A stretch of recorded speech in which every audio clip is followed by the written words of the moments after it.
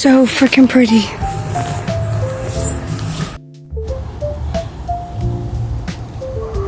Pretty sunset capture number 2. Let's see what Thanksgiving food I am. Mashed potatoes. Let's see. Second try. Cranberry. Let's see what food Doc is. Thanksgiving food. Oh, it's sliding. It just stays there. I don't think it actually... Can you tap the screen, Matthew? Oh, yep. You are. There's fallen pumpkins. They're landing on my head. What? There's 3 of them on my head. No, I want to Whee! Can I try? Fallen pumpkins. Can any land on the joystick? I don't think they can. I think that's a part of the filter. Whoa! Falling pumpkins. Oh my god. Donny has fallen pumpkins. They're not on your head, but they're just falling. Oh, they're on your head. Yay! Right in the road. What is this? What is this? Matthew. What do you have to do, jump? Can I try? What is this? No, you have to go. He's tapping on the screen. Oh, you can't get past it. I don't know. What in the fuck? What the fuck? Wait, what? Wait a minute. I don't know. Sorry you were sent back to dinner. That's a fucking crime. What? World record. We're swapping chairs, by the way. What in the actual fuck? Wait.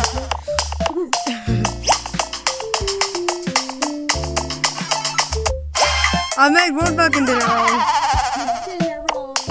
Girl, I can't do this shit. We have donuts, y'all. Yeah. Alright, this one's 5 cents. We got donuts. And if you're wondering why I'm sitting in Doc's chair, is we're doing a swapping wheelchair challenge for a day. Not doing a whole video, just doing this for fun. She's in my chair. She has to drive with my joystick, and I physically can't drive with her, so we just done it to my level. And we have this cinnamon donut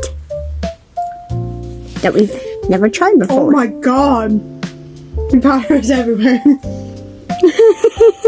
Oh, I just saw. For reason here?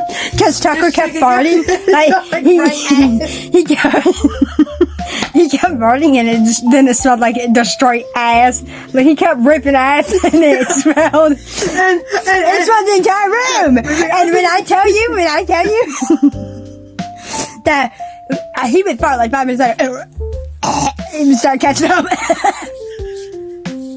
And then when we came in this room, it smelled like rank ass. It smells like rank ass. Like the room actually smells different, which is disgusting. He keeps reaping out.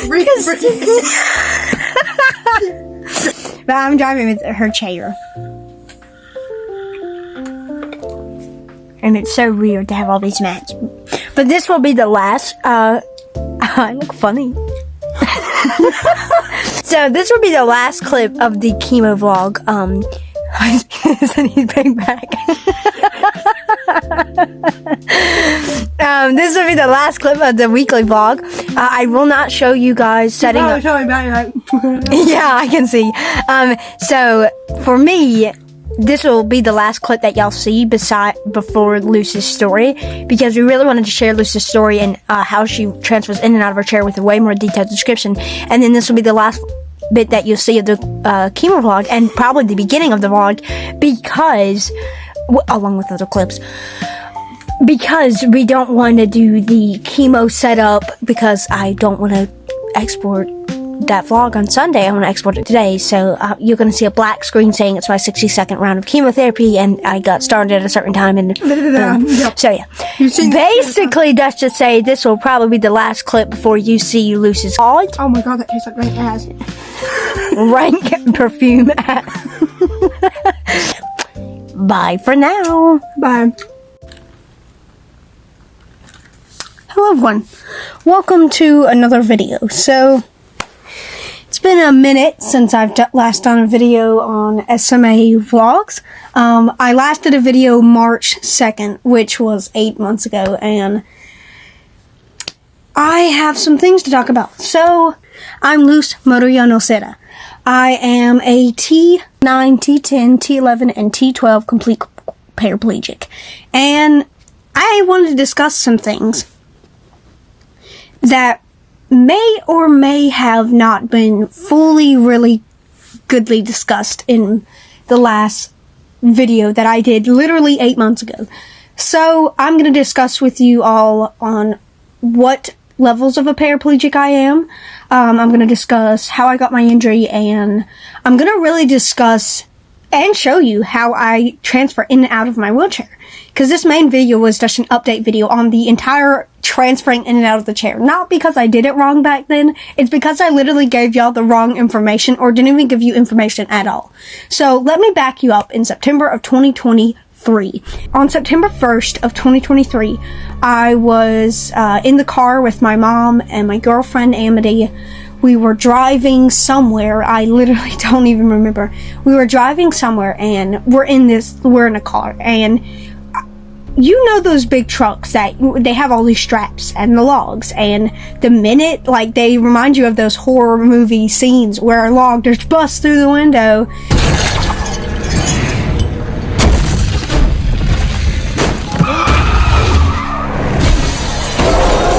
Out of freaking nowhere. I'm sorry if I sound weird. I'm a little sick today. Trying to get through this video fast before. So a truck is in front of us, and it has, you know, those standard straps and those logs, the things that you would see in the horror films or movies. And I don't really think anything of it. I'm like, okay, that really only happens in horror movies, and I didn't really think that could happen in real life, because, you know, I wasn't exactly thinking I'm gonna become a paraplegic right now. But as he was drunk, by the way. I think he was drunk. People said he seemed drunk or high or whatever. And so he was in the car, and he randomly, abruptly stops. Like, out of nowhere. We're driving on the highway. And so nothing, like, we're driving on a road. I don't know where the fuck we're driving.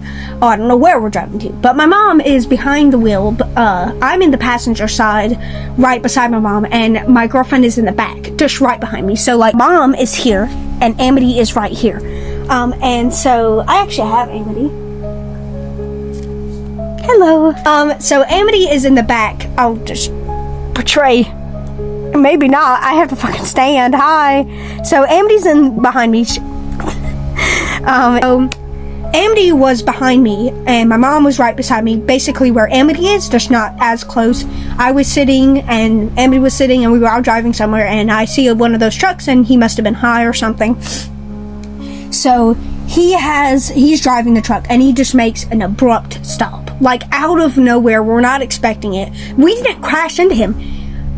When he did make that abrupt stop, the strap of the logs that he was carrying unhooks. So we see it in those movies and scenes. We see it physically unstrap, and we're like. And it's giving me cold chills just fucking thinking about it, because it is a horror, like literally a horror movie depiction of a damn accident. And so the log comes flying forward towards my side of the car.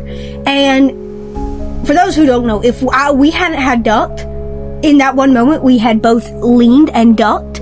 But if we hadn't had ducked, we would have there would probably been one fatality. One of us would have died. I'm not even joking or exaggerating, but we were in that car. The log comes flying forward, and all I see in the flash of my eyes is a big ass log right in front of my face. So I'm like, and I, in the quick reaction, duck. My girlfriend ducks behind me, and my mom, and in that moment I lean. So my mom leans out of the way, because she can't really save me. It was literally like 5 second, boom, boom, you blink, everything's happened. So I duck, my girlfriend ducks, and my mom leans to the side, away from the steering wheel, and my side of the glass shatters. hitting my mom in the arm, making her have a cut on her arm because the glass literally punctured her arm. And that was the most non-injury. My girlfriend, my girlfriend slightly ducked. She ducked and leaned over away from my side of the log, and so the log comes forward and it blew off my headrest. The headrest of the car is here, gone. Physically gone. So my headrest of the car, the normal average headrest the car has, gets blown off. And the log is sitting there. I'm ducked over like that. And all I see when I look up is a big ass log over my head.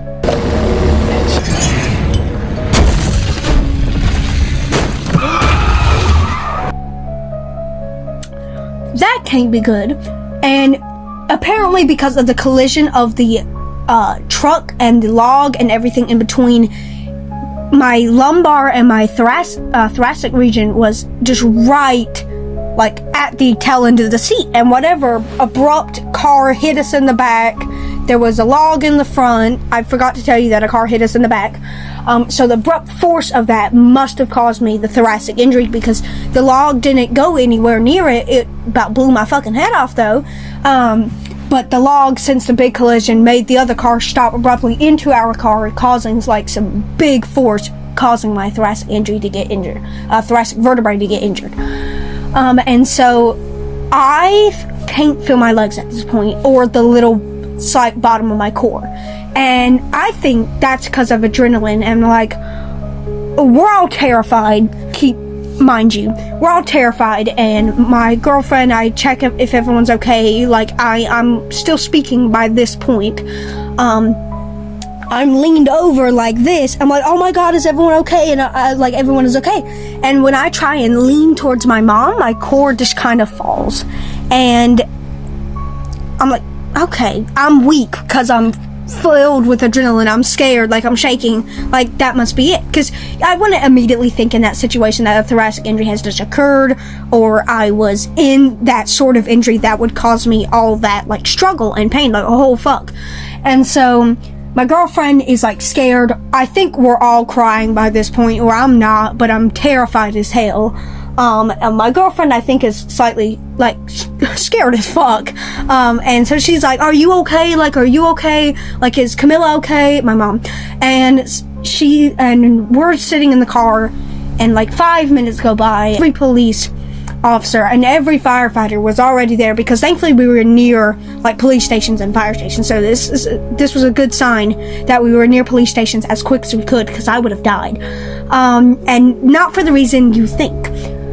So I was with my legs, and I couldn't feel them at this point.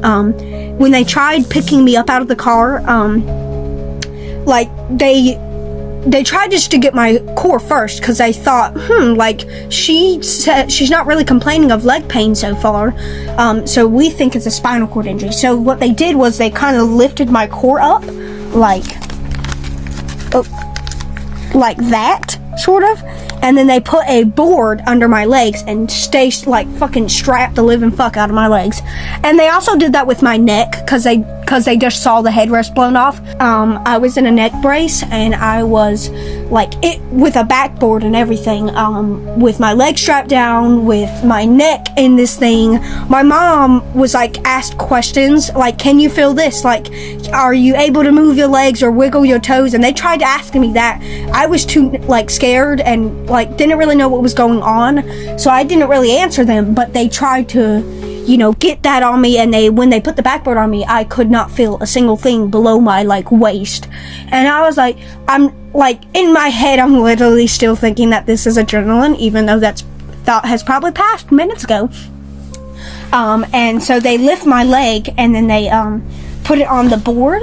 And so, like, I'm strapped in, I'm going in the ambulance, and during the ambulance ride, I pass out, and my lungs begin to deteriorate severely.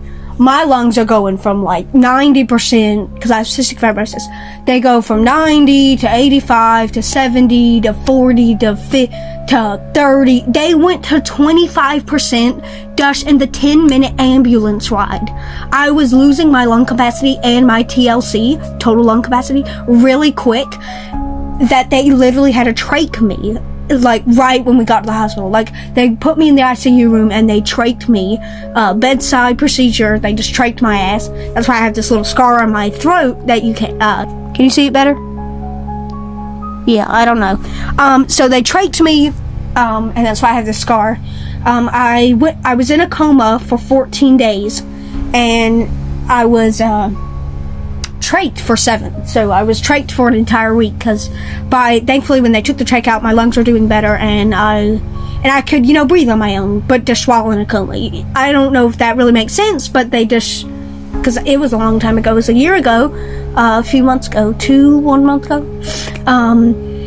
So yeah, I was trached, I was put in the hospital, and I stayed there for 2 weeks, and when I woke up, I went to rehab and everything. I'm not going to tell you my whole entire life story, I'm just telling you how I got injured.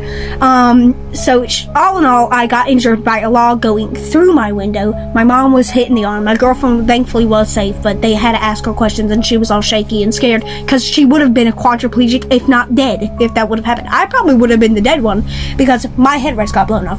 Anybody would have probably sustained a quadriplegic injury, if not internal decapitation, which is a C1. So your girl would have been close to fucking dead.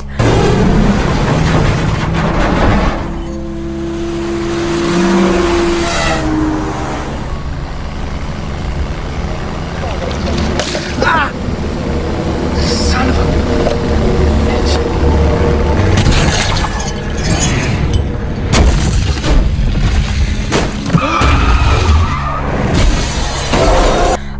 So I'm sitting here, we're all scared, and then I do rehab for months, or for a few months or a few weeks, try to get my core up, and then we go home and we try to do core exercises, which is probably the reason why I have as much core strength as I do now. I am not a T6, I'm not any of those high thoracic injuries, I'm not a high paraplegic, I'm a low paraplegic at the T9 and just down. So I didn't make it to the L's, but I made it to the biggest vertebrae of the thoracic region, which is the T12, and so I'm a T9, T10, T11, and T12 complete paraplegic. I can't feel any sensation in my legs. After a year of rehab and therapy and sensation tests like the hard and soft and pokes and things, I still can't feel a single thing in my legs, which is the main reason why when something falls on my legs, I'm like, oh, I still get that internal reaction, like, it's gonna hurt. Oh, wait, I can't feel shit. So I can feel like a lot of my core, basically where my jeans are. I don't know if you can really tell, but basically where my jeans are is, God, it's short. Really accurately, well, basically the end of my abs really tell you the sensation I have, because I can't feel from like the top belly button down, and I don't know if that's worse or better sensation for a T9 or T10 or T11 or T12. I don't really know, because I'm not like a spinal cord injury expert here. I'm the one who got injured. So after a few weeks, a month of rehab, I finally came home and they had to work up my catheter and my medications. Currently I'm on several medications, as they would call it. I have to get them all out. So it's gonna be a bit. Hold up.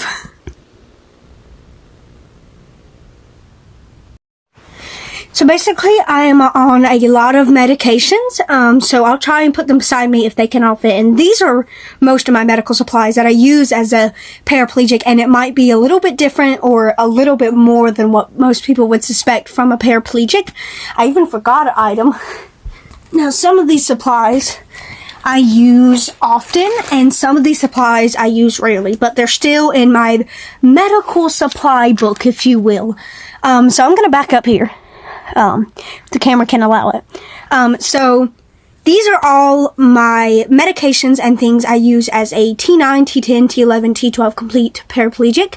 And I'm going to explain the reason why, and I'm going to explain what they are. So the first thing I use are enemas or enemies.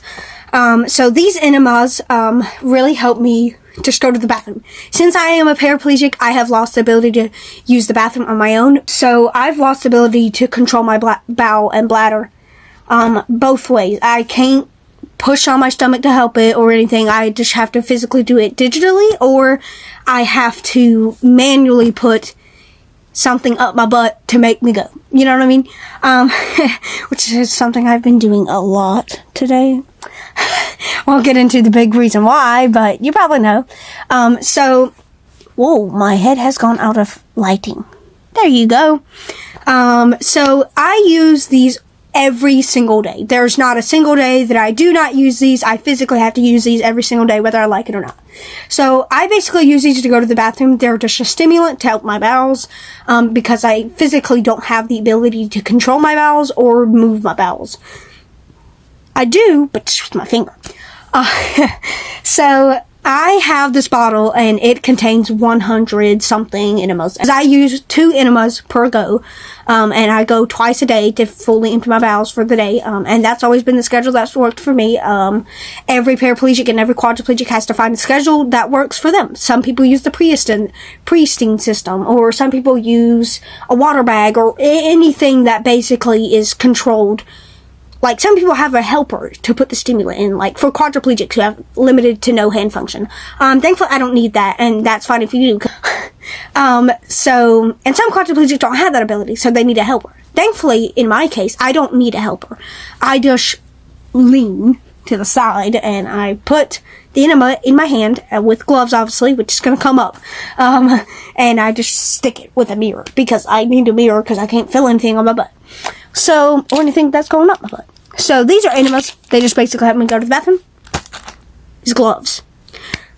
These gloves are the main process for everything. I need these to go to the bathroom. I need these to, like, put in my NG feeding tube. I have that because I don't eat really well. Nothing to do with spinal cord injury, just me.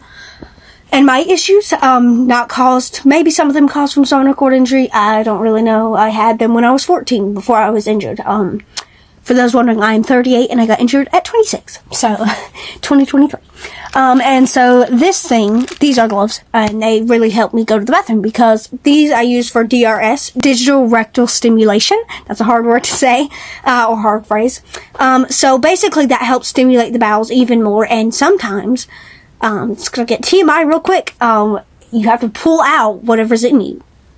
Because that's part of it. I can't do that on my own. I can't push. I have to use my finger to do a swirling motion right near my anus, or my rectum, and it helps get everything out, because I release it manually, or I just, manually. So, this helps me go to the bathroom every single day. Like, again, I use these gloves every single day for my NG feeding tube placement, for my G-tube placement, for, like, when I need, like, not the G-tube placement. That happens every month or two. These basically things help me go to the bathroom every single day. Another thing revolving the bathroom. Over-the-counter stool softener plus stimulant laxative. This is just an extra measure for me to go to the bathroom, and you're probably wondering, why do I have so many medications? For me, with just the enemas, that always wasn't really doing a good job. So I need to bring all these medications into play to help me go to the bathroom easier and efficiently, because just with the stimulants, it was taking over 30 minutes. And now with all these medications that don't really do any side effects because they're over the counter, and for me, I don't have any side effects, they help me go to the bathroom in just 10 minutes. And I'll much rather have, instead of sitting on my ass for an hour on the toilet, I'd much rather spend 20 minutes throughout my entire day just going to the bathroom or going poop. This basically just helps me go to the bathroom. Again, it's a stimulant softener. I'm pretty sure most people take it. Over the counter, it's pretty common. Another thing is another stool softener. I take these on and off. One works better than the other. So if I'm having more difficulty that day, I will take this brand. Sorry, the sun went away. So if I'm having more difficulty this day, I take that brand because it's a stronger brand than the big bottle, which is weird, I know. But if I'm having an easier day and I know I'm not backed up or anything, I just take that one. So these meds go all off and on, and I don't use the small bottle almost, like, literally never. But sun came back. I use that big bottle almost daily. The small bottle is off and on. Another crucial and kind of med that I probably needed today. Anti-diarrheal. Probably wondering why. Well, anti-diarrheal meds just help form my bowel movements better, so it doesn't come out like diarrhea. And that is the issue I've been having today.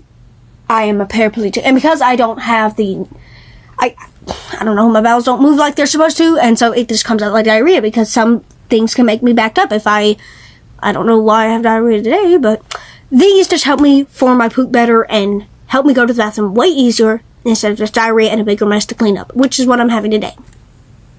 I've took these, but it's never going away. The med I just put behind me is a stomach medication that helps alleviate my stomach whenever it's in pain. And that comes from my NG nasal gastric feeding tube, or my gastric feeding tube, which is just my G button. That's it. I don't use it every single day, but sometimes if I'm, again, having an extra rough day, I just take those. Is a POTS medication. I have been diagnosed with POTS attacks just in September, or maybe even in October. I don't know when I got diagnosed.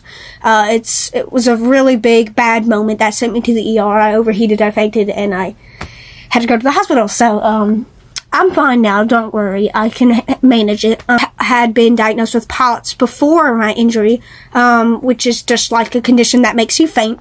And so I was diagnosed with that at like 11 or 12, and then I got diagnosed with a more severe form now. And so I just take a medication to help with that. Crohn's medications, or Crohn medication, because I do have Crohn's, and that is probably a possibility. The reason why I'm taking all these extra meds is because Crohn's affects a lot of things. Thankfully, I don't have it too severe where I need an ostomy bag or an ileostomy, enough to be in a place where I can control my bowel movements enough to actually not that be a recurring issue, you know? So Crohn's, the main reason why I just take this medication is because I have Crohn's. Not too severe, but a little bit moderate, and so I just take all these other medications to help me go. Our clinical catheters. Big ass box, right? So I go through 15 catheters a day, and catheter is just the catheter. This thing helps me relieve myself. For number one, again, I don't have any control of my bladder. I can't tell my bladder to release because I don't have any fucking corresponding muscles down there. I do, but they atrophied and paralyzed. So I just use those catheters. These catheters just help me release my bladder, or help me go to the bathroom. That's really it. Nothing big. And I go through 15 a day because I go through 12 scheduled, and I go 3 times unscheduled to the bathroom. So other dish form or kit of catheters is a hard catheter and pee jars. So when I'm out and about and I've ran out of like these throwawayable catheters, this one is basically a reusable hard catheter, like basically harder than the normal plastic tube. So that one's just in case of emergencies or whatever preference I want to use. My blends. These aren't all of them.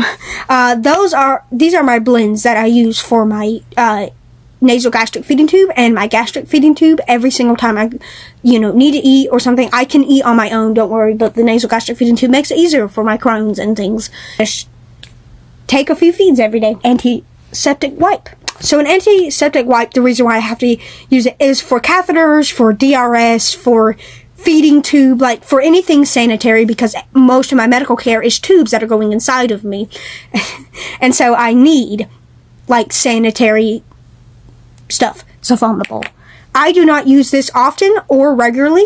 I use this in case of emergencies, like when I'm overheated or I just feel ill from my feeding tube or my feeds or my Crohn's, anything in that above, and I just need to throw up. I just have a bowl. Spray bottle. Spray bottle, again, I don't use fully regularly because I can manage my overheating because I can sweat from here, like all the way to my belly button. But I can't sweat from the belly button down, and your legs are a really big component for helping control and regulate your body temperature. So for me, on the other hand, my legs, since I'm paralyzed from the waist down, or basically from the belly button down, I can't really control my body temperature, and so I have to just spray my legs like that. Because I am paralyzed and don't have any ability to control my heat, as well as the standard able-bodied person. This peeing medication. This peeing medication is just basically used to help loosen the muscles in my bladder to stop holding on, and so this helps me go to the bathroom more easier just on a daily basis. This diaper for me is used because I have incontinence in both. So I have incontinence in my bowel and bladder, mainly in my bladder. So I will leak out of nowhere. So my bladder is constantly leaking throughout the day, like just distributing urine. My bladder is constantly doing that every single day, and this resolves me around having 2 to 3 diaper changes every day because my bladder is constantly leaking. These have been very helpful. Without it, I would be constantly having to change my cushions and my mats every fucking day. So this is very helpful, and I'm very grateful to have this, diaper. And now, it is time to show you guys how I transfer in and out of my wheelchair. As most of you know, I'm a paraplegic. Have no damn use of these lumpy lumps. So, I'm going to show you guys how I transfer in and out of my wheelchair, which is a very big thing to have the ability to do, because if I fall back in my chair, I won't be able, or fall out of my chair, which has happened sometimes. I about died because I have no really stability control of my bottom core, like the bit that makes you shimmy. I could do that with my upper core, but God forbid, if I'm in an unstable bit, I'm not getting back up. I mean, I can, obviously, with my arms, but it's very hard for me to balance. Let's just say that. And since you don't have any use of your legs, it's very hard for you to transfer in and out of your wheelchair. So this is a very vital and important skill for paraplegics to learn and manage on a daily basis. So I have the ability to thankfully get in and out of my wheelchair. You need it when you fall on your back. So if I were to fall on my back, I use my arm and hold one wheel to get the other side up. And that is how. And see how easy I did that? When you have that skill and you master that skill, it becomes a lot easier to manage life. If I had the trouble and recurring ability of not being able to get up and she's gone, I won't be able to get out of my chair and have to wait for hours or even minutes for someone to get me up. So I have this big ability, and I'm grateful for my ability to get in and out of my wheelchair and to get on surfaces, because I have a lot of my core, what my fellow friend Luce does not have, has not really the full ability, and she does need help in those circumstances, and that's okay. It's also really important for the ability for paraplegics to get in and out of their chair. So I'm going to demonstrate on how I get in and out of my chair the safe way, and if I would have ever fallen out. As you guys can see, I have a buckle on my chair and I have brakes on my chair, and these brakes help me when transferring, because I don't want the wheels to randomly be moving because I don't have stability in my butt. For the first process, this is me transferring. This is not when I unpredictably fall. And so what I do is I brake my chair. I unbuckle. As you can see, I already lean to the side because I have no bottom core. And so what I do is I scoot up front and I put my leg rest down. And since I have the ability, I lift my leg over that bit. And it takes some work to get the other leg because they spasm. And what I do is I slightly go down the rail here. And then I drop. It's very hard work for me to even just sit up, because I'm halfway slouched because I don't have that really big balance that most people need. I'm out of my chair, and that's what I do when I transfer, and it is still a struggle to me to this day. It will never be completely fully easy for me to transfer in and out of my chair. So transferring in my chair would look like this. What I do, there goes me spasm, is I slide back and I get on my chair, and what I do next is I grab my brake, and then I'm basically sort of standing. So I move my buckle here, and then I just basically get on the chair. And then, yep, my spasms are horrible.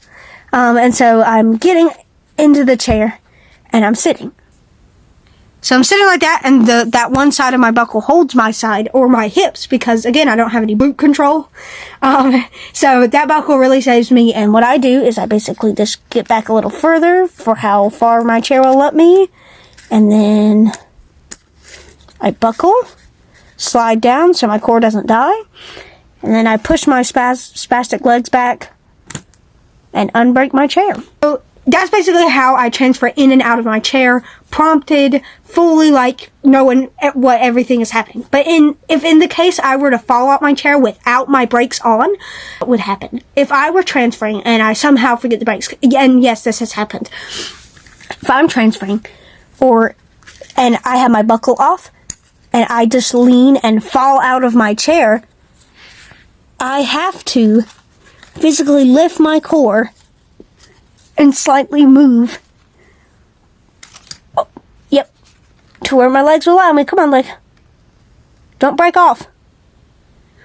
I have to pull my leg out. There. So I've... fuck leg. Okay, so I've fallen out of my chair too many unprompted times. Really in the beginning of my injury where I'd need to call my girlfriend or my mom. And so this situation, and perfectly, the chair is right there. Normally, sometimes when I would fall in my chair, I would go a great distance, and my chair would be like all the way fucking here. So I'm gonna do that thing. So what I do is I can slide on my butt and maneuver with my hands because I have a lot of my core and I can do that. So what I do here is I just go to my chair, like I have to scoot my ass, and then go up to my brake here, and I brake that side of the chair. And if I can get to the other side while I move my legs,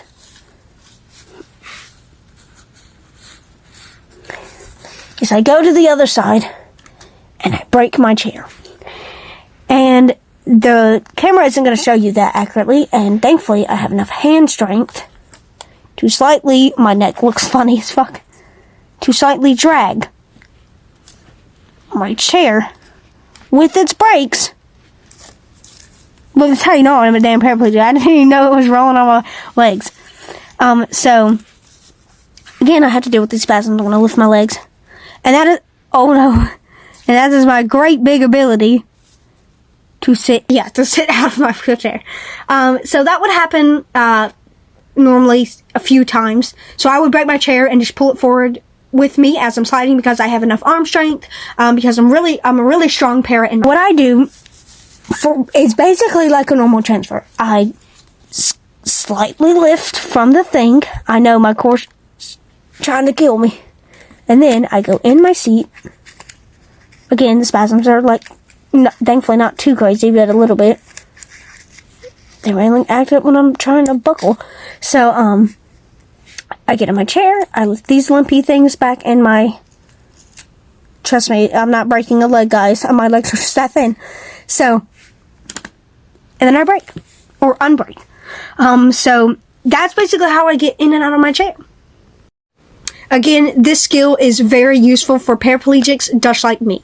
So I wanted to make this video to update you all on my situation, on my story, what medical supplies I use, and how I transfer in and out of my chair because I didn't give you a really big, full, in-depth video. So I wanted to thank you all so much for watching today's YouTube video or this video. Hope you guys learned something from it and know how I transfer in and out of my chair.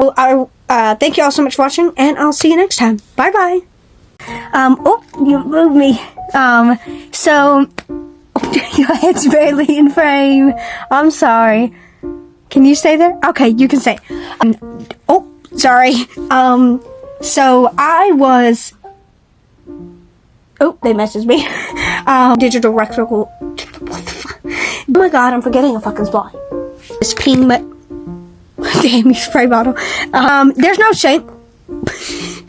Damn, my diaper just wanted to fling the bed everywhere. Can you stay? Can you stay, diaper, please? Ah, I stayed.